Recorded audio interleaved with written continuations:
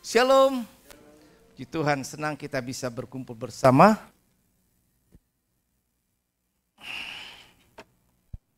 Baik, hari ini saya ingin mengajak kita untuk kembali mengingat dan belajar untuk itu mengenai iman. Dan saya memberi judul khotbah saya adalah Iman yang Berkemenangan. Mau punya iman yang berkemenangan? Saya sangat rindu bahwa saya juga punya iman yang selalu bisa berkemenangan. Dengan hidup berkemenangan dalam Tuhan, maka kita bisa menjadi sebuah kesaksian yang mempermuliakan Tuhan. Karena kita percaya, kita naikkan pujian, kita beriman bahwa Allah kita dahsyat, Allah kita luar biasa. Dan keluar biasaan Allah ini perlu kita tampilkan di dalam aspek kehidupan kita. Nah, di dalam Injil Matius pasal yang ke-17 ayat yang ke-14 sampai yang ke-21 ada satu kisah yang sudah tidak asing bagi kita. Mari kita akan membacanya ayat selanjutnya baik kita baca bersama-sama. Baik, saya baca begini aja, saya ayat genap dan jemaat ayat ganjil ya. Sampai kepada yang terakhir ayat 21. Firman Allah di dalam Injil Matius pasal yang ke-17 ayat 14 genap saya baca, ayat ganjil jemaat membacanya. Firman Allah berkata demikian.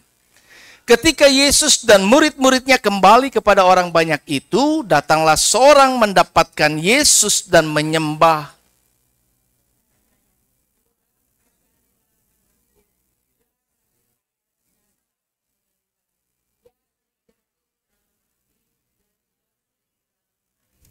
Aku sudah membawanya kepada murid-muridmu, tetapi mereka tidak dapat menyembuhkannya.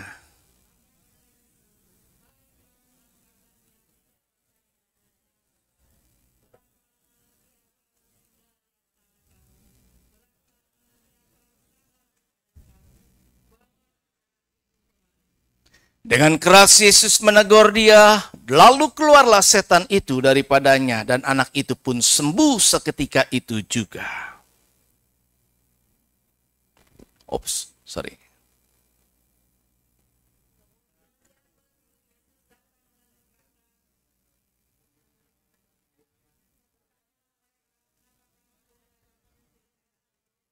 Ia berkata kepada mereka, karena kamu kurang percaya. Sebab aku berkata kepadamu, sesungguhnya sekiranya kamu mempunyai iman sebesar biji sesawi saja, kamu dapat berkata kepada gunung ini, pindah dari tempat ini ke sana, maka gunung ini akan pindah dan takkan ada yang mustahil bagimu.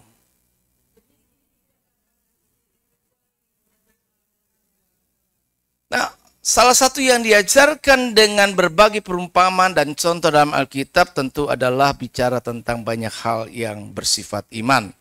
Nah, Ibrani mendefinisikan tentang iman. Iman adalah dasar dari segala sesuatu yang kita harapkan dan bukti dari segala sesuatu yang kita tidak lihat.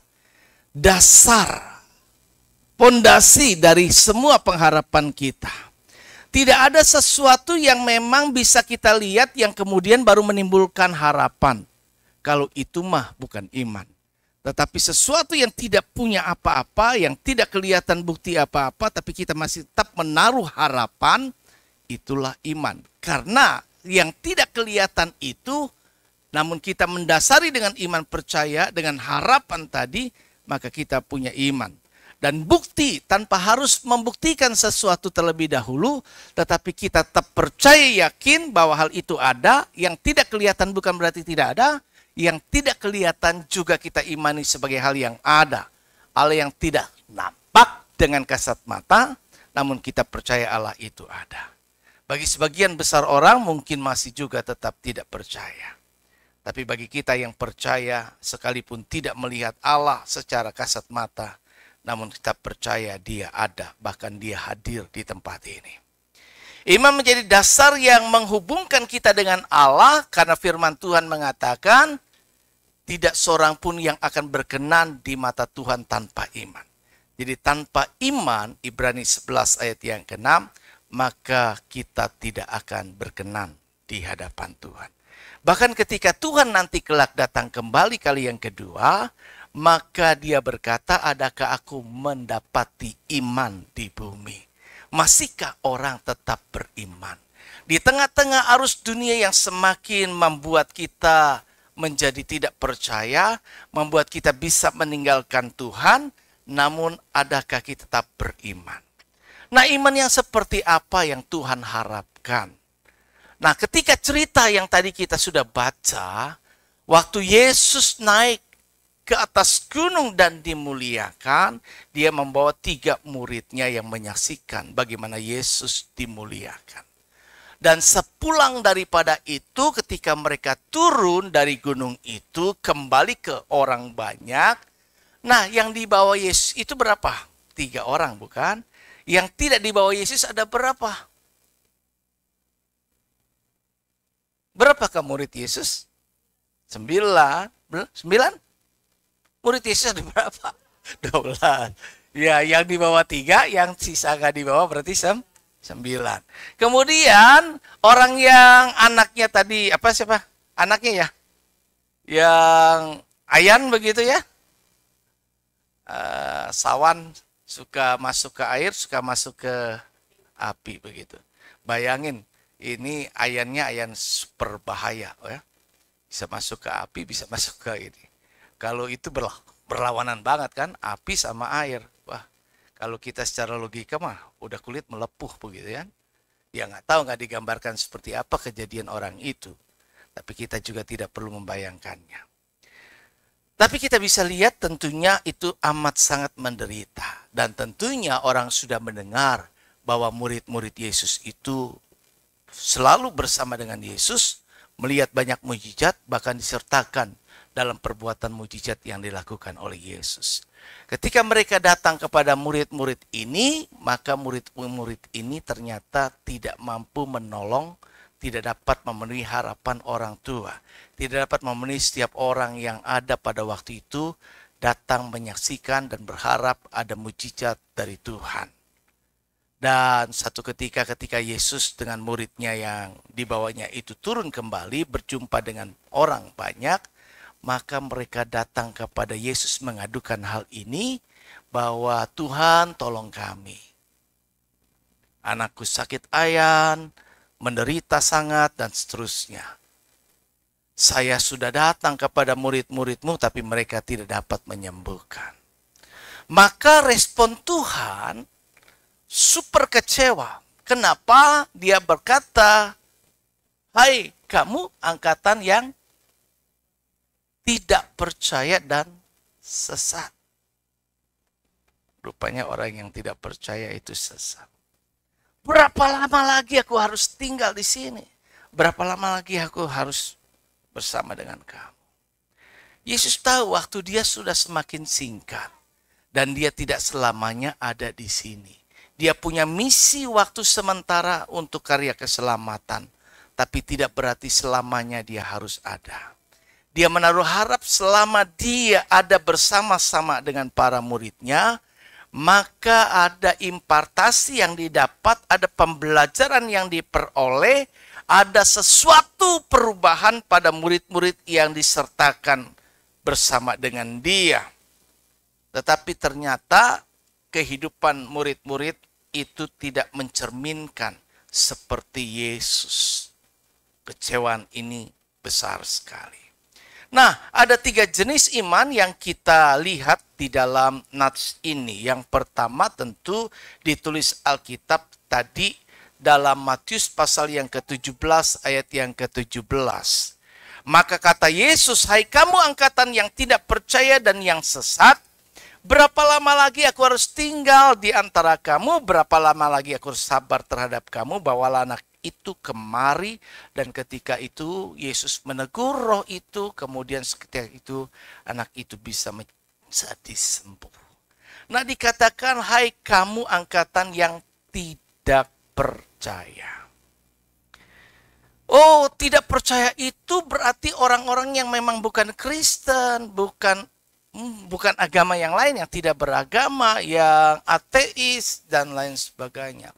Tetapi di Alkitab juga pernah diceritakan orang yang bahkan murid Yesus bisa ada momen saat dimana dia tidak percaya. Siapa dia?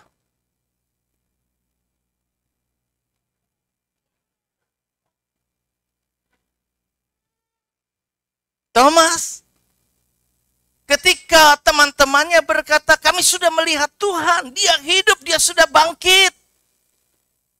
Maka Thomas berkata, kalau sebelum aku mencucukkan jariku ke bekas paku itu, sekali-kali aku tidak akan percaya. Tidak percaya. Thomas bisa menjadi tidak percaya. Ada momen-momen tertentu di mana orang Kristen, kita orang percaya, disebut sebagai orang percaya, menjadi tidak percaya. Ada bentuk kekecewaan, pengalaman-pengalaman pribadi, harapan-harapan yang tidak terwujud, yang membuat kita satu ketika bisa mengalami situasi menjadi tidak beriman sama sekali. Kita kehilangan pengharapan. Karena iman itu adalah dasar dari segala sesuatu yang kita harapkan. Murid-murid kehilangan pengharapan terhadap Yesus. Ketika dia menyaksikan Yesus mati digantung di atas kayu salib, bahkan dikuburkan. Jadi mungkin kita mengalami banyak hal yang membuat iman kita menjadi luntur, bahkan akhirnya kita kehilangan iman. Yesus mengatakan dengan tegas, hai kamu angkatan yang tidak percaya dan yang sesat. Pernyataan ini ditujukan kepada mayoritas orang Israel pada waktu itu yang tidak mempercayai sebagai Mesias. Bahkan sampai sekarang juga mayoritas masih belum percaya. Padahal Tuhan telah menunjukkan banyak hal. Bahkan juga Tuhan bukan cuma berkata kepada orang banyak yang ada di situ. Dia tidak hanya marah kepada murid tetapi juga kepada angkatan itu. Kepada murid-muridnya juga dia juga kecewa. Berapa lama lagi? Ketika dia berkata berapa lama lagi aku harus bersama-sama dengan kamu, maka itu ditujukan kepada murid-muridnya. Yesus kecewa karena tidak ada iman yang mandiri. Kebanyakan murid-muridnya masih bergantung kepada Yesus. Tidak ada impartasi kuasa. Tidak ada impartasi otoritas rohani yang dimiliki oleh orang percaya. Sebagai orang yang percaya, sebagai pengikut Tuhan, kita tidak punya kuasa ilahi di dalam hidup kita. Dan itu tentu mengecewakan bagi Tuhan. Nah, keadaan orang yang tidak beriman ketika saat-saat momen kita sebagai orang percaya, orang Kristen, bisa satu ketika kita kehilangan iman, maka tentu kita tidak memiliki kemampuan untuk melakukan hal-hal perkara besar. Keadaan tidak beriman tentu tidak memberi manfaat apapun dalam kehidupan. Hidup selalu adalah pilihan. Setiap langkah kita adalah keputusan. Apa yang kita lakukan. Untuk tetap percaya walau tidak punya dasar untuk percaya. Atau kita melihat pada sebuah fakta mata memandang apa yang kita lihat. Dan akal berbicara lebih keras daripada iman. Yang kedua, maka jenis adalah orang yang punya iman tapi kurang. Kurang beriman, tadi nol, kosong, nggak beriman sama sekali. Ini tidak beriman, bukan berarti labelnya orang Kristen atau bukan Kristen, bukan. Tapi orang mungkin labelnya Kristen tidak beriman bisa terjadi. Dan juga orang Kristen yang juga labelnya Kristen tapi juga bobot isinya adalah kurang beriman. Kepada murid-muridnya ia berkata, karena kamu kurang percaya. Ketika murid-muridnya bingung, kenapa kok kami nggak bisa menyembuhkan? Kenapa kok tidak ada kuasa di dalam diri kami? Tuhan berkata, karena kamu kurang beriman. Kepada orang banyak, orang-orang Israel Jadi, untuk mengalami mujizat ada dua faktor penentu. Ada orang yang dipakai Tuhan menjadi media mengadakan mujizat, tapi ada orang juga yang menentukan juga faktor orang yang akan mengalami mujizat. Bagi orang-orang yang akan mengalami mujizat, ini bicara pada umumnya. Jika dia tidak percaya, dia tidak akan bisa melihat mujizat itu. Kalau ada orang yang sakit dan dia tidak beriman, sungguh-sungguh percaya, yakin bisa sembuh pun, bisa saja tidak sembuh. Tapi memang ada juga atas otoritas kehendak Tuhan, walau dia belum beriman, dia bisa sembuh karena Allah punya rencana khusus atas hidupnya. Jadi, kepada orang yang seharusnya bisa dipakai Tuhan, kepada orang yang seharusnya bisa menjadi pribadi yang merefleksikan tentang Yesus, maka ternyata dikritik dia kurang beriman. Jadi, lebih banyak mungkin mayoritas di posisi yang ini. Murid-murid pun begitu, ya, level murid yang selalu bersama-sama juga mengalami situasi seperti ini. Keadaan berikutnya berkaitan dengan iman, ya, tadi ya, kurang percaya. Nah, itu sebabnya mengapa setan tidak bisa diusir dan kemenangan tidak terjadi, ya, karena kurang beriman. Keadaan ini menjelaskan sesuatu yang tidak sepenuhnya, atau dengan kata lain, masih ada ruang keraguan-raguan. Terkadang kita berdoa, tapi yang kita doakan, kita meragukan. Padahal seharusnya, kalau jika kita benar-benar yakin, ada momen-momen tertentu di mana mujizat terjadi. Begitu kita berdoa, kita meyakinkan, kita mengimani apa yang kita doakan terjadi. Seperti firman Allah, jika engkau percaya, maka seolah-olah sudah kamu terima. Tapi persoalannya kadang orang berdoa sekedar berdoa, tapi kemudian ada celah waktu untuk meragukan apa yang dia doakan. Sembuh nggak ya? Dia lihat kok ini orang kagak sembuh juga. Kemudian dia jadi ragu. Karena kenapa?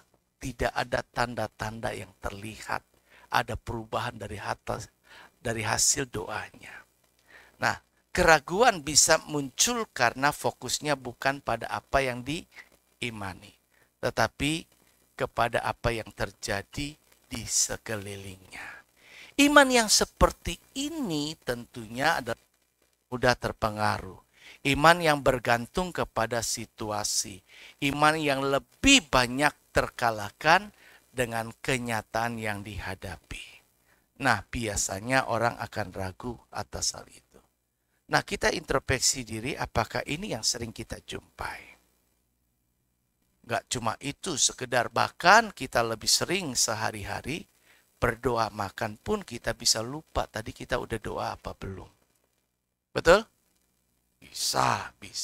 Kenapa? Karena waktu kita berdoa untuk makan pun, kita cuma sekedar doang. Tidak bersungguh-sungguh. Waktu kata-kata ucapan kita mau berterima kasih, berdoa sadar kita harus terima kasih sama Tuhan untuk berkat yang Tuhan karuniakan. Tapi kemudian kita berdoa lagi. Kenapa? Karena kita nggak yakin tadi. Jadi masih ada ruang keraguan. Dan kita sendiri yang meragukan. Jadi mujizat, pertolongan, kemenangan, itu tidak kita alami bukan karena Tuhan tidak menolong kita. Bukan karena Tuhan tidak berkuasa untuk menolong. Tapi karena kita kurang beriman. Dan yang ketiga terakhir, bahwa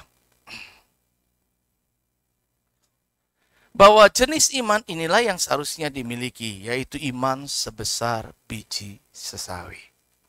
Dalam konteks ayat ini dikatakan, sebab aku berkata kepadamu, sesungguhnya sekiranya kamu mempunyai iman sebesar biji sesawi, nah itu ada gambarnya, ya, biji sesawinya kecil, maka kamu dapat berkata kepada gunung ini, pindah dari tempat ini ke sana, maka gunung ini akan pindah dan takkan ada yang mustahil bagimu. Ketika dikatakan tidak ada yang mustahil bagimu, yang kita tahu selalu, yang kita kutip adalah tidak ada yang mustahil bagi Tuhan. Bagi Tuhan tak ada yang mustahil. Bagi Tuhan ada yang tak mungkin.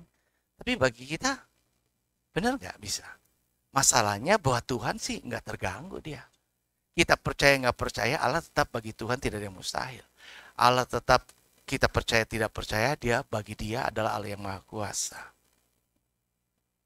Tetapi bagi kita masalahnya, apakah kekuasaan Allah itu bisa terimpartasi dalam hidup kita? Apakah itu bisa terjadi atas kita? Apakah kita bisa menolong diri kita sendiri? Ya tergantung sekarang dari respon kita.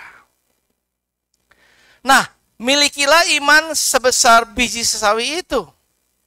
Kenapa dikatakan harus biji sesawi? Kenapa enggak biji jambu? Kenapa enggak biji mangga? Enggak biji alpukat? Kenapa biji sesawi? Ya, di samping dia kecil, kita bisa lihat hal yang menarik dari biji sesawi adalah benih sesawi itu ada benih yang bisa bertumbuh di jenis tanah apapun. Jadi tidak tergantung dari media, tidak tergantung dari di mana dia ditempatkan, tidak tergantung dari lingkungan. Jadi artinya iman sebesar biji sesawi ini tidak akan terpengaruh dengan apapun juga. Dia bisa tetap bertumbuh, dia tetap bisa bekerja iman itu dalam situasi apapun juga. Karena itu dia mampu bertahan dalam situasi yang sulit dan serba terbatas. Tipe iman ini tidak gampang menyerah, melainkan dia akan tetap gigih, terus percaya dan teguh percaya sampai kemenangan itu diperoleh, sampai hasil itu nyata. Jadi disinilah iman yang seharusnya saya dan saudara punya. Inilah iman yang berkemenangan. Inilah iman yang Tuhan mau. Nah, kita pernah mendengar bahwa kisah kalau dilihat di masa perjanjian lama banyak sekali mujizat Allah yang dinyatakan. Pertanyaannya mujizat itu masih nggak terjadi hingga sekarang? Tentu kita dengan yakin berkata ya masih terjadi. Ada banyak mujizat yang dinyatakan. Ada satu negara yang paling sering demonstrasi mujizat dimanifestasikan di zaman dulu adalah Mesir. Betul ya? Bagaimana Tuhan mengadakan mujizat luar biasa dengan 10 tulah ya? Luar biasa. Jadi di Timur Tengah itu banyak mujizat sekali. Kalau Mesir banyak mengalami mujizat hukuman Tuhan, Israel mengalami banyak mujizat pembelaan Tuhan, bukan? Ya, laut Teberau pun bisa dibelah Tuhan untuk bisa menyeberang. Sungai Yordan pun bisa dibelah untuk bisa membuat umat Israel bisa nyebrang. Musuh-musuh dikalahkan dan sebagainya. Ada satu kisah yang sudah tidak asing kalau kita pernah mendengarnya tentang pegunungan Al-Muqattam yang ada di Mesir. Itu bukti sejarah. Jadi di kerajaan atau di Mesir itu sendiri punya catatan sejarah yang tidak akan hilang tentunya. Dia mencatat sejarah peristiwa dan yang sekarang bisa nyata.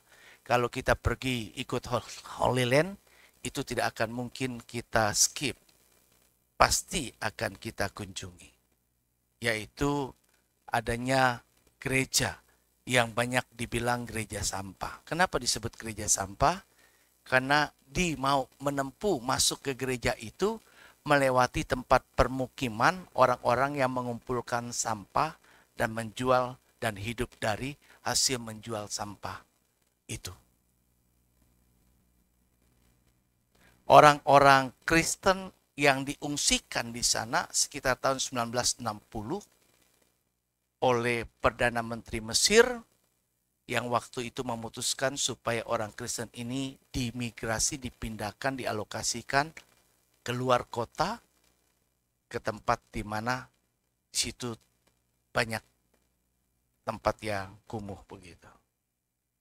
Nah, sudah tahu ceritanya? Boleh ada yang ceritain? Gantiin saya sebentar. Mungkin Miming bisa bantu?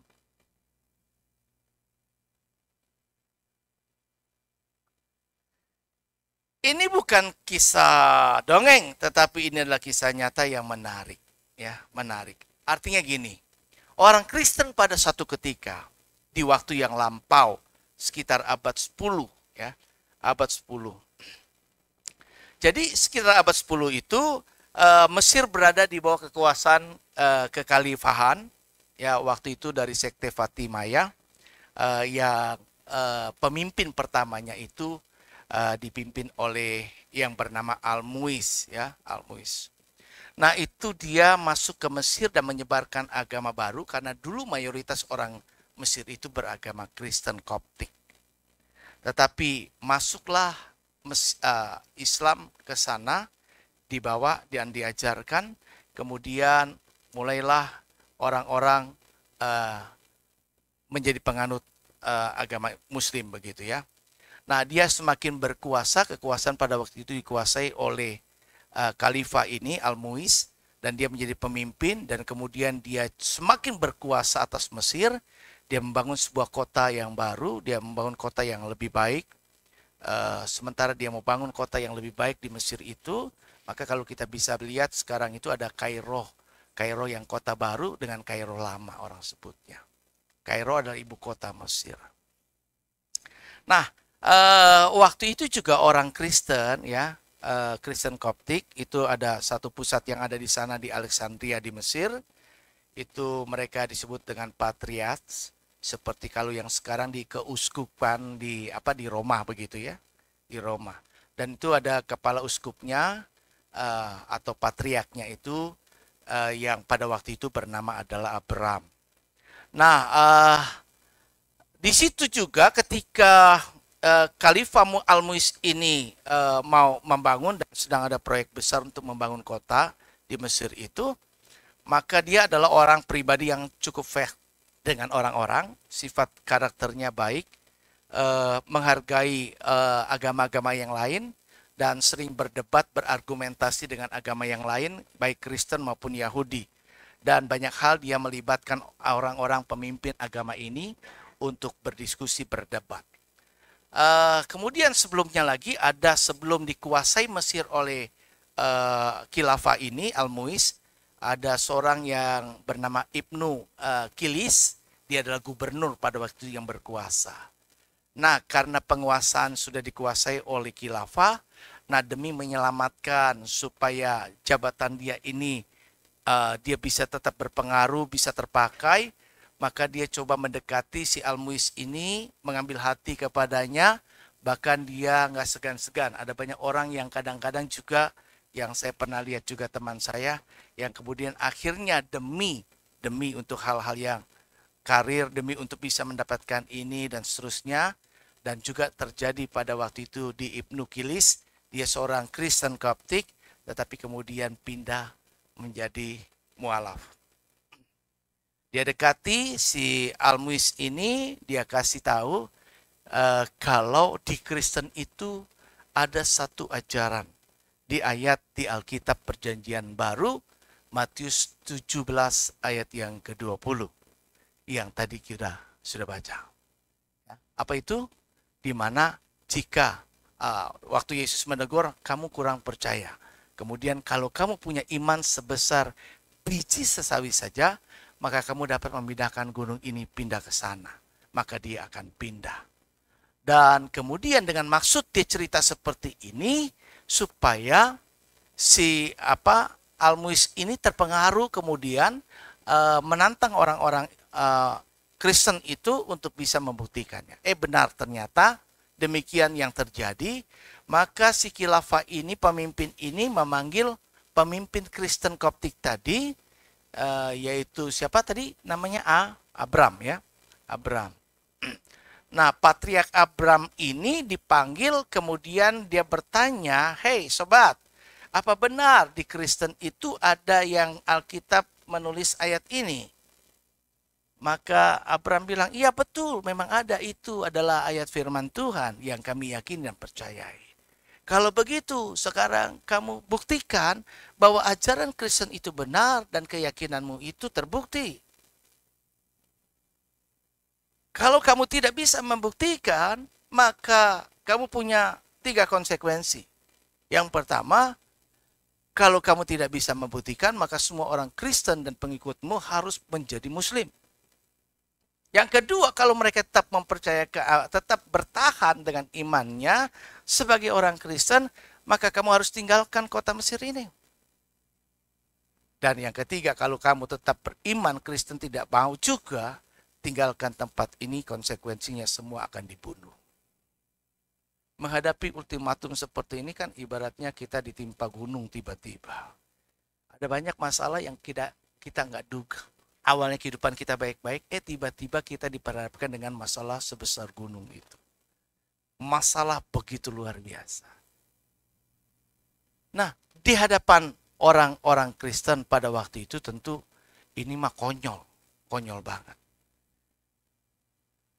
Alkitab dalam ayat ini memang tidak dimaksudkan secara harafiah gunungnya itu akan pindah. Bukan itu yang diajarkan Yesus. Karena itu bahasa kiasan yang dipergunakan Alkitab. Tetapi orang yang tidak percaya ini membuktikan sesuatu secara hurufiah. Bahwa gunung itu harus pindah. Kemudian sebagai orang percaya, respon yang paling penting adalah si Abram langsung tundukkan kepala dan berdoa, Tuhan apa yang harus saya katakan? Bagaimana aku harus merespon?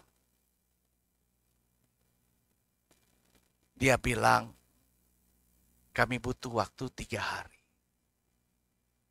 Beri kami waktu 3 hari. Dalam waktu 3 hari saya akan kembali kepada Bapa, kemudian kami juga sekaligus akan membuktikan ayat ini.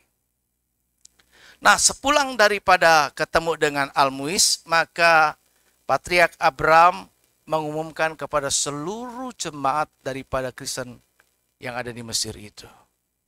Semua doa puasa selama 3 hari. Kita berdoa karena nyawa kita terancam. Iman percaya kita ditantang. Apakah memang benar ajaran Yesus itu benar? Maka pada hari yang ketiga, sementara dia menyendiri, dia pergi ke gereja yang sekarang juga ada di sana. Namanya gereja gantung atau hanging church. Gereja sampah, mereka nggak suka orang Mesir disebut gereja sampah karena itu menghina. Tapi biasanya orang suka culuki itu ya. Mereka lebih suka dengan gereja yang disebut dengan gereja Santo Simon. Kenapa Santo Simon? Nah ini ceritanya. Waktu hari yang ketiga, maka Patriark Abraham mendapat satu mimpi penglihatan.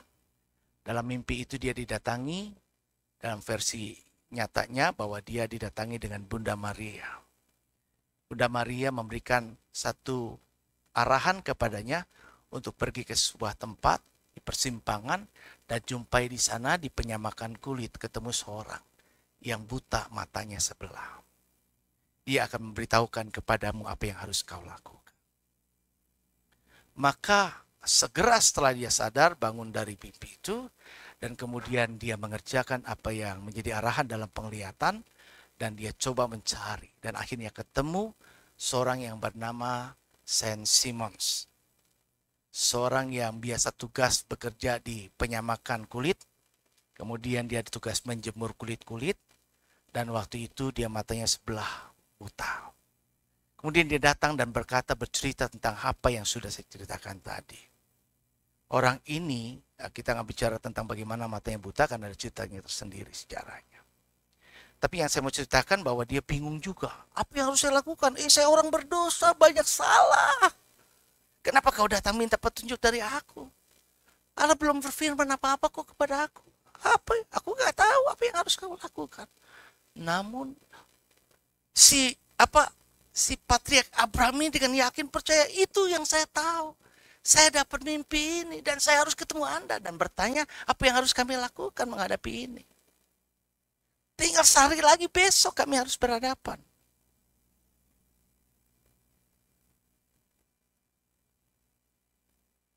tiba-tiba Roh Allah berkuasa atas si Simon penyamak kulit ini. Dan dengan Roh Allah yang berkuasa atas dia dapat ilham untuk berkata, pergi besok, kumpulkan orang ini dan seterusnya. Dan itu yang dilakukan. Pada keesokan harinya, mereka singkat cerita bertemu. Waktu itu si Patriark Abraham berkata kepada si Khalifah Al-Muiz, baik, kita akan ketemu kumpul di satu tempat. Nanti kalau pegunungan Al-Muqattam itu waktu itu posisinya ada di sebelah timur kota Kairo. Nah, pergilah ke sana. Saksikanlah di pegunungan itu mereka dengan seluruh kelompok pengikutnya yang besar. Kemudian juga kami akan pergi di sebelahnya lagi, masih ada di sebelah sisi barat. Sebelah baratnya begitu ya, dari kota Kairo. Nah, kemudian satu pagi-pagi benar, maka mereka pergi masing-masing dengan para pengikutnya. Juga si Abram dengan orang-orang Kristen Koptik yang sedang berkumpul. Nah, waktu itu ternyata petunjuknya mereka beribadah. Mereka puji dan sembah Tuhan. Haleluya. Mereka dengan bahasa Indonesia boleh dibilang, Tuhan kasihanilah kami. Tuhan kasihanilah kami, Tuhan kasihanilah kami. Dia berkata Tuhan kasihani kami enggak 1-2 kali, tapi 400 kali.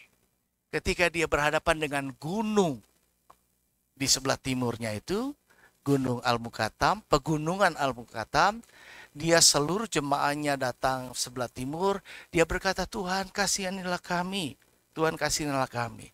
Kemudian ke sebelah sana, Tuhan kasihanilah kami. Jadi ke seluruh mata angin. Dia 100 kali, 100 kali, 100 kali, sampai yang ke-400 selesai, maka dengan berhadapan di sebelah timur itu, si Patriark Abraham membawa salib, kemudian dia memberi tanda salib. Biasa Katolik suka gitu ya. Dan berkata kepada gunung itu, pindahlah. Maka terjadi gempa bumi. Ada ilustrasi videonya tapi nggak perlu waktunya. Jadi dia itu gunung bergerak geser ke pegunungan itu yang besar. Naik ke atas sampai kemudian karena pagi hari matahari terbit. Jadi matahari yang ada di sana menyorot itu kelihatan.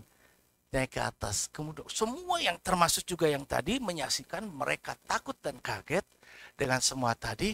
Kemudian dengan bergerak begini pindah sejauh 3 km ke sebelah barat. Dan itu yang sekarang ada menetap di sana. Jadi artinya gereja yang di Mesir sekarang banyak dikunjungi luar biasa.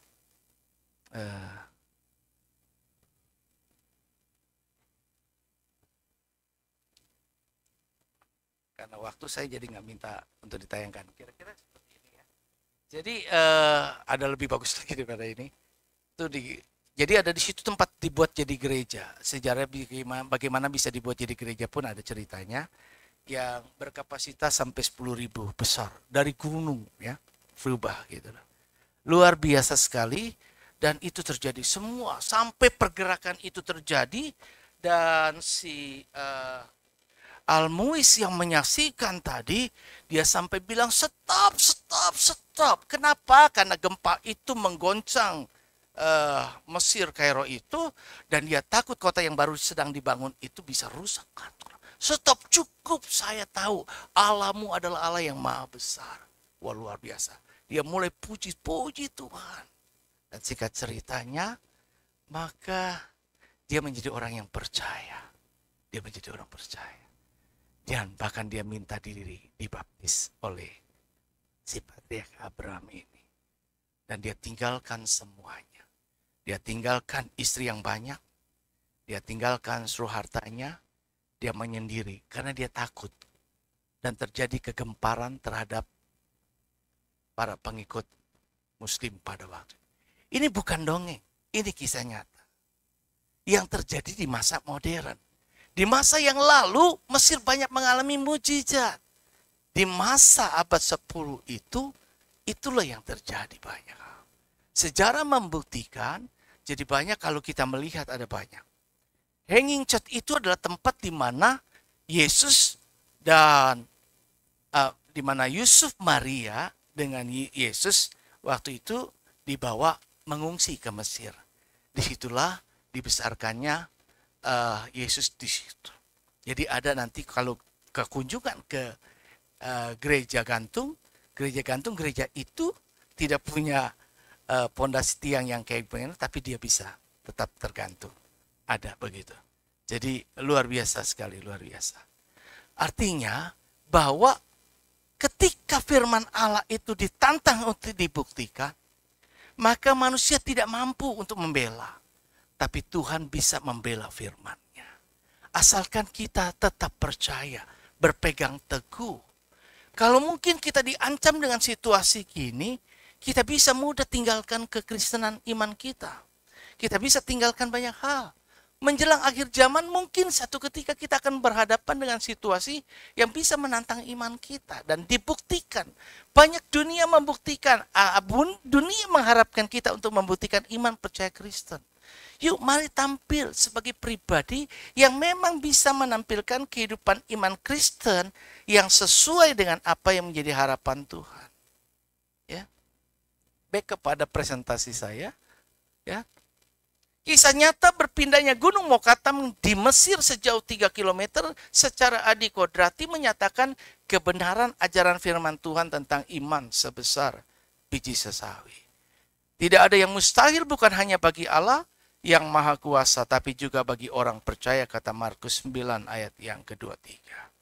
Jadi kalau bagi Allah memang gak heran, dia tidak ada yang mustahil. Tapi yang menjadi heran, kesaksian ketika ada perkara yang tidak mustahil terjadi pada orang percaya. Di tanah suci banyak perkara mujizat yang terjadi yang juga pernah saya alami sebagai bagian yang pernah punya pengalaman. Yuk, karena itu penting bagi saya dan saudara untuk tumbuh kembangkan iman kita. Dengan cara apa? Saya pada slide terakhir saya, yaitu semakin dekatkan diri kepada Tuhan. Dia adalah pribadi yang mampu mengadakan mujizat. Terlibat dalam persekutuan yang intim. Semakin kita dekat dengan Allah, semakin kita serupa dengan Dia, maka kita punya impartasi kuasanya. Kita dapat iman, kita dapat dikuatkan. Kemudian yang kedua adalah memperkaya diri dengan firman Allah.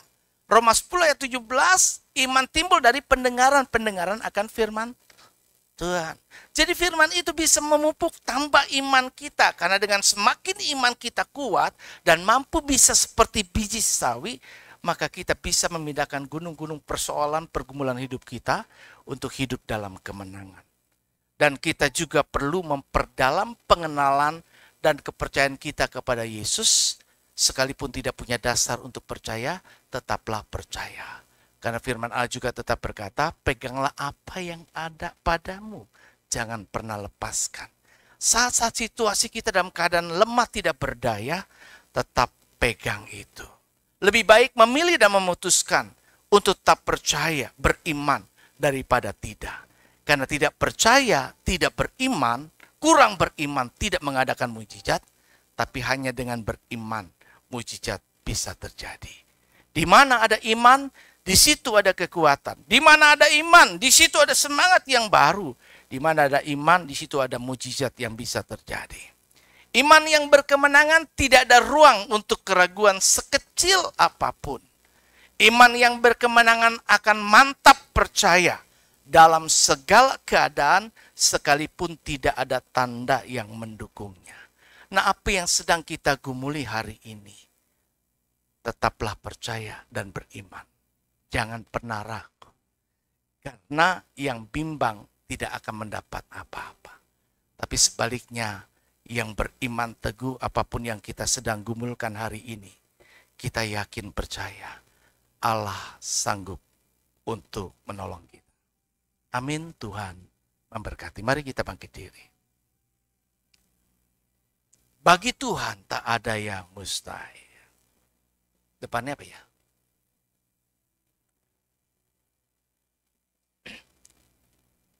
Oh ya, oke.